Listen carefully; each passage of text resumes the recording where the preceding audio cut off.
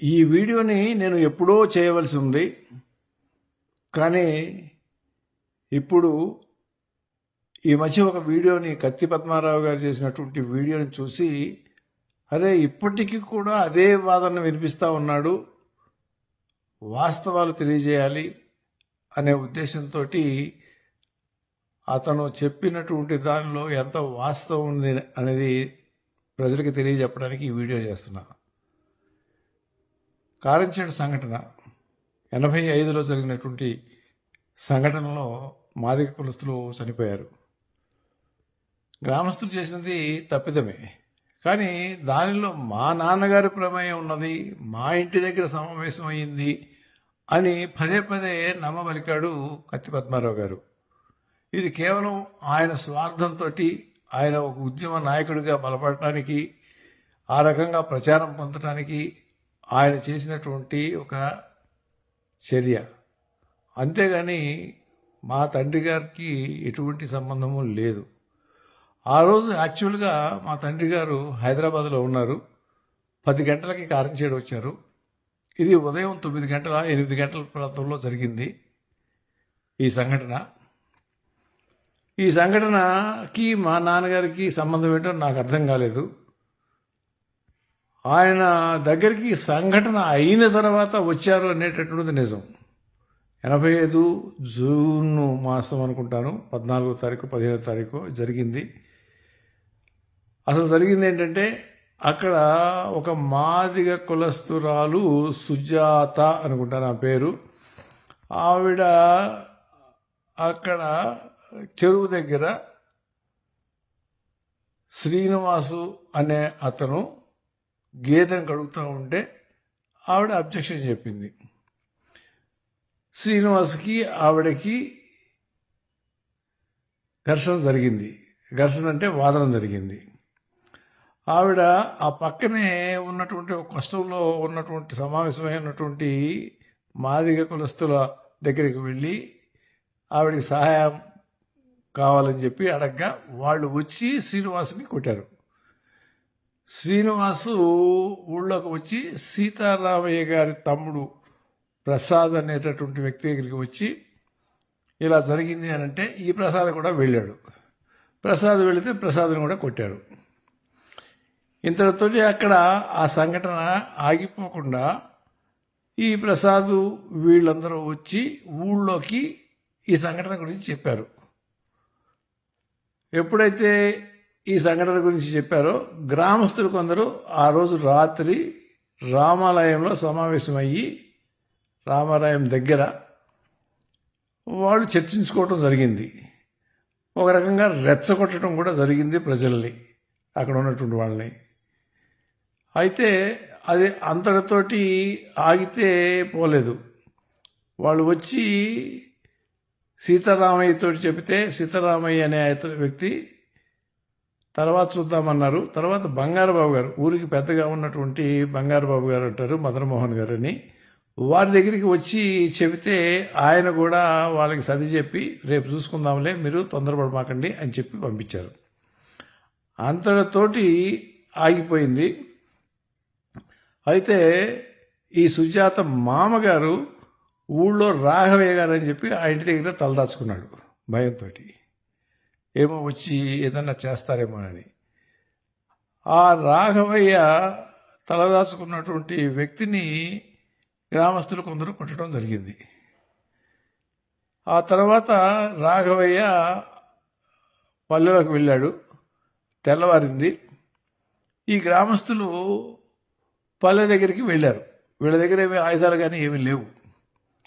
కానీ ఏం జరిగిందనంటే, ఏదైతే మాదిగ కులస్తులు ఉన్నారో ఈ సమావేశం జరిగిన తర్వాత భయపడి వారు రెండో రోజున ఎదుర్కోవటం, వాళ్ళు కనుక గ్రామస్తులు కనుక వస్తే ఎలా ఎదుర్కోవాలని చర్చించుకుని ఒక మిద్దె మీద రాళ్ళు, బరిసెలు, గడ్డపారలు అన్నీ కూడా ఏర్పాటు చేసుకుని రెడీగా ఉన్నారు. వీళ్ళు గ్రామస్తులు రెండో రోజు ప్రొద్దున అరుచుకుంటూ వెళ్ళారు. వెళితే వాళ్ళు ఇంకేముంది, వాళ్ళు మన మీదకి వస్తున్నారని చెప్పి వాళ్ళు గడ్డపలుగుతోటి ఈ వచ్చినటువంటి వాళ్ళలో బుచ్చినాయుడు అనేటటువంటి వ్యక్తిని ఇంకొక వ్యక్తి నాగన్న అనే వ్యక్తిని మీద దౌర్జన్యం చేయడం జరిగింది. ఆ దౌర్జన్యంలో ఎట్లా అంటే గడ్డపారతోటి పొడవుగా ఒక అతనికి పేగులు బయటకు వచ్చినాయి. ఆ పేగులు బయటకు వచ్చిన వాళ్ళని ఎమ్మటే తీసుకువెళ్ళిపోయారు. డాక్టర్ నాయుడమ్మ గారు అని చెప్పి చిన్న పిల్లల డాక్టర్ గారు ఉండేవారు, మా ఊరు ఆయన. ఆయన వెంటనే కారులో ఈయన్ని గుంటూరుకు పంపించాడు. రెండో వ్యక్తి నాగన్న. ఈ నాగన్నకి తొడ మీద పెద్ద గాయం అయ్యింది, గడ్డపలుగు తగలటం వల్ల రక్తం కారింది. ఇంకేముంది, గ్రామస్తులు ఈ నాగన్నను తీసుకుని ఒక బండి మీద, ఒక రిక్షా బండి లాంటిది పెట్టేసేసి ఊళ్ళోకి తీసుకెళ్ళి, ఇంకేముంది మాదిగలు మనల్ని చావగొడతా ఉన్నారు అని చెప్పి గడ్డపలుగుతో పొడిచారు అని చెప్పి రక్తం చూపిస్తూ ఊళ్ళో వెళ్ళారు. ఊళ్ళోకి వెళ్ళేటప్పటికి ఊళ్ళో జనమంతా రియాక్ట్ అయిపోయి ఎమ్మటే పరిగెత్తుకుంటూ వచ్చి అక్కడ కన్నికా పరమేశ్వరి గుడి దగ్గర ఉన్నటువంటి ఒక కష్టంలో ఉన్నటువంటి బొంగులు అన్నీ లాగేసుకుని వెళ్ళారు. వెళ్ళేసి ఇక దొరికిన వాళ్ళని దొరికినట్టు బాధారు. బాధలతో ముసలామతగా ఉన్నటువంటి వాళ్ళు ఏమో ఆగిపోయారు, యువకులు ఉన్నటువంటి వాళ్ళు పారిపోయారు. ఇది జరిగినటువంటి సంఘటన. ఆ సంఘటనలో 5గురు చనిపోయారు. ఆ చనిపోయిన తర్వాత ఈ గ్రామస్తులు ఈ కొట్టినటువంటి వాళ్ళు ఈ చనిపోయారు అనేటటువంటి తెలుసుకుని అప్పుడుకి మా నాన్నగారు ఇంకా ఊళ్ళో లేరు. ఆయన 10 గంటలకు ఇంటికి వస్తే 11 గంటలకు ప్రాయంలో ఇంటి దగ్గరికి వచ్చారు వాళ్ళు.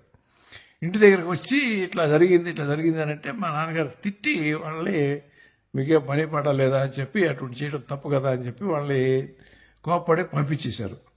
వీళ్ళు మదన్ మోహన్ గారి దగ్గర కూడా వెళ్ళారు. మదన్ మోహన్ గారు కూడా ఆయన ఊళ్ళో పెద్ద. ఆయన దగ్గరికి వెళితే ఆయన కూడా ఇది చేయడం తప్పు, మీరు చేసింది అని ఖండించి పంపించారు. ఇది జరిగినటువంటి విషయం. దీనికి మా నాన్నగారికి సంబంధం ఎలా అంటగడతారు? కత్తి పద్మారావు గారు పదే ఇదాన్ని ప్రచారం చేసి చివరికి మా నాన్నని చంపించడానికి కారణమయ్యాడు కత్తి పద్మారావు గారు.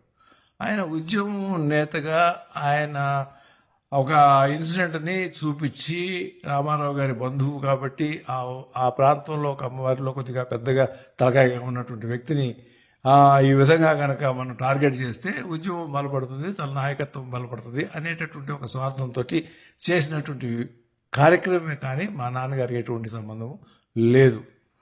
నేను ఎప్పుడైనా చెప్తా ఉన్నాను, ఆయా ప్రాంతంలో అటువైపున ఎన్నో కొంగలవారు ఉంది, స్వర్ణ ఉంది, కారంచేడు ఉంది, ఇడపలపాడు ఉంది, రంగప్పనాయుడు వారిపాలెం ఉంది, లేకపోతే ఇంకా సంతనావరం ఉంది. మాదిగ కులస్తులు, మాల కులస్తులు పల్లెల్లో ఎక్కడికైనా వెళ్ళి మనం చీరాల ప్రాంతంలో కూడా, ఎందుకంటే కత్తి పద్మారావు గారు చీరాల ప్రాంతంలోనే ఆయన పుట్టి పెరిగాడు అనేటటువంటిది కూడా నాకు తెలుసు. ఆ ప్రాంతాల్లో ఎక్కడికైనా ఇప్పుడైనా వెళ్ళి మా నాన్నగారి మీద, నా మీదో, దళిత వర్గాల వారు ఎప్పుడైనా ఏ విధంగా మా ప్రవర్తన ఉన్నది ఆ ప్రాంతంలో, ఎప్పుడైనా వాళ్ళని దూషించడం కానీ, వాళ్ళ మీద ద్వేషించడం కానీ, లేకపోతే వాళ్ళకి ఇబ్బంది కలిగించడం కానీ జరిగింది అని చెప్పేటటువంటి అవకాశం లేదు. ఆయన వస్తే నేను తీసుకువెళ్తాను, ఎక్కడైనా ఒక్కచోటైనా.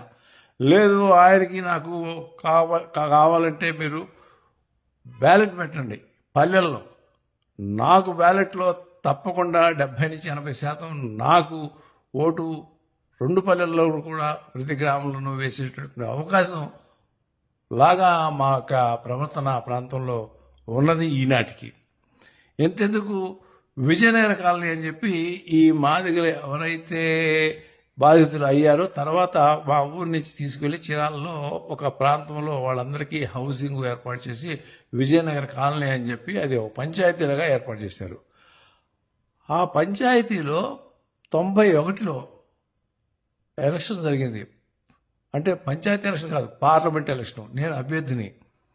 ఎవరికి వేశారు ఓటు? 70% మంది ఆ పంచాయతీలో, ఇది ఈ బాధితులు సహాయార్థం ఏర్పాటు చేసినటువంటి కాలనీలో నాకు ఓటు వేశారు. అక్కడ మోహన్ రావు అనే సర్పంచ్ ఇప్పటికీ ఉన్నాడు, కనుక్కోవచ్చు.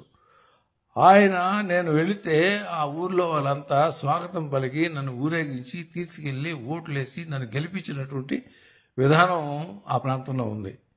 ఇది వాస్తవం అయితే దీన్ని అంతటిని కూడా పక్కన పెట్టేసి ఈ పద్మారావు గారు ఇంకా సరే గతంలో అయిపోయింది అనుకున్నాం, మళ్ళీ ఇప్పుడు మళ్ళా ఫ్రెష్గా మొదలుపెట్టినటువంటి నేపథ్యంలో నేను ఈ యొక్క వీడియో చేస్తా ఉన్నాను.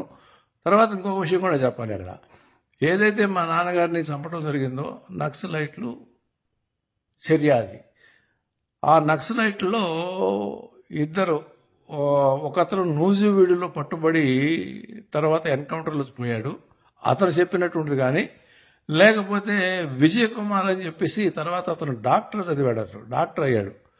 అతను నేరుగా నా దగ్గరికి వచ్చి తనకి శిక్ష పడకుండా ఉండటానికి నా యొక్క ప్రమేయం కనుక ఉండి క్షమారత మీద లెటర్ కనుక నేను డ్రాఫ్ట్ చేసి ఇస్తే అది కోర్టుకి ప్రభుత్వానికి సమర్పించడం వలన అతనికి శిక్ష పడకుండా పోతుంది అన్నప్పుడు నా ఎదురుగా కూర్చునే చెప్పాడు ఆయన. ఆ రోజు ఏం జరిగింది అని అంటే, అది కేంద్ర పార్టీ ఏది నక్సలైట్లకు ఉన్నటువంటి కేంద్ర కమిటీ నిర్ణయం తీసుకుని దళితులని తమ వైపు, తమ ఉద్యమం వైపు లేకపోతే నక్సలిజం వైపు మలుచుకోవాలి అని అంటే, దీనిలో చెంచునామయ్య గారు అనేటటువంటి పేరు కత్తి పద్మారావు గారు చేసినటువంటి ఉద్యమం వల్ల బలపడి ఉంది కాబట్టి ఆయన గనక చంపినట్లయితే మన యొక్క ఉద్యమానికి బలం చేకూరుతుంది, దళితుల్లో మనకి పెరుగుతుంది, ఏది ఉద్యమం వాళ్ళ సపోర్ట్ ఉంటుంది అనే ఒక కేంద్రంలో కత్తి పద్మారావు గారు చేసినటువంటి ఉద్యమం వల్ల బలపడి ఉంది కాబట్టి ఆయన గనక చంపినట్లయితే మన యొక్క ఉద్యమానికి బలం చేకూరుతుంది, దళితుల్లో మనకి పెరుగుతుంది, ఏది ఉద్యమం వాళ్ళ సపోర్ట్ ఉంటుంది అనే ఒక కేంద్రంలో నిర్ణయం తీసుకుని వీళ్ళని ఒక కమిటీగా వేసి ఆ కమిటీకి బాధ్యత అప్పచెప్తే మేము వచ్చాము అని ఆయన స్వయంగా నాకు చెప్పినటువంటి విషయం ఇది. ఆయన ఇప్పుడు కూడా ఉన్నారు, కావాలంటే కనుక్కోవచ్చు. ఆయన ఇప్పుడు నేను ఆ రోజు లెటర్ ఇవ్వటం వల్ల అతనికి శిక్ష పడలేదు. తర్వాత అతను వెళ్ళి డాక్టర్ అయిపోయిన తర్వాత ఎన్ఆర్ఐ హాస్పిటల్లో ట్యూటర్గా పనిచేశాడు. తర్వాత ఆయనకి ఆల్ ఇండియా మెడికల్ సైన్స్ ఢిల్లీలో ఇప్పుడు ఉద్యోగం చేస్తూ ఉన్నాడు. ఇంకా మరి ఇంత ప్రత్యక్షంగా సత్యాలు ఇట్లా ఉంటే కత్తి పద్మారావు గారు మళ్ళీ అదే విధంగా ప్రచారం చేయటం అనేటటువంటిది సమంజసం కాదు. పద్మారావు గారు మీరు చదువుకున్నారు, మీకు భాష వచ్చు, మీకు సాహిత్యం వచ్చు, వాటిల్లో మీకున్నటువంటి గొప్పతనాన్ని నేను ప్రశ్నించడం లేదు. కానీ ఈ రకంగా మా నాన్నగారు చీమకు కూడా హాని తలపెట్టనటువంటి వ్యక్తి. ఊళ్ళో ఏదైనా దళితులకు లేకపోతే సన్నకారు చిన్నకారుకు ఏదైనా అవసరం వస్తే ఆయన దగ్గరకు వచ్చి పని చేసుకునేవారు కానీ వేరే చోటకు వెళ్ళేవారు కాదు. ఎప్పుడు కూడా ఆ వర్గాల వారికి అండగా ఉన్నటువంటి కుటుంబంగానే మేము మెలిగాము. ఇది సత్యము, యథార్థము, ఇది తెలుసుకుంటే మంచిదని చెప్పి ప్రజలకు కూడా విన్నవించవలసినటువంటి బాధ్యత నా మీద ఉన్నది కాబట్టి ఈనాడు ఈ వీడియో చేస్తున్నాను. Thank you.